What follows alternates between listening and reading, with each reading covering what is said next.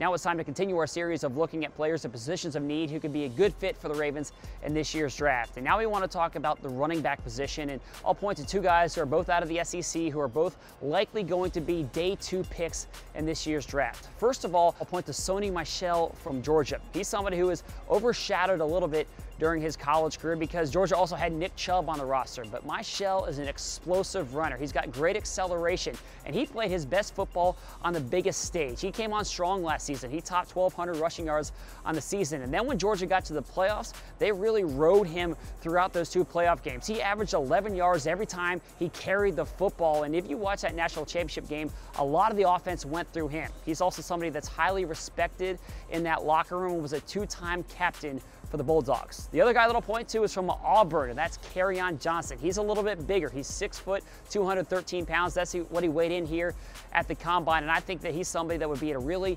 attractive pick for the Ravens. He's kind of a bulldozer of a running back, and if you go back and look at Auburn's season from last year, they really rode the offense through him in a lot of ways. He lined up all over the field. Yes, he carried the ball a ton. He topped 1,300 rushing yards, but they would put him at Wildcat. He even threw a touchdown pass last year. He's somebody that played with a lot of heart. Late in the season, he was dealing with a shoulder injury, but he played through it, and he played really hard in an SEC championship game against the Bulldogs. So another guy that I think would be a really attractive pick. Kerryon Johnson and Sony Michel if the Ravens are looking for running backs, and I think both of them could come off the board on the 2nd day of the draft.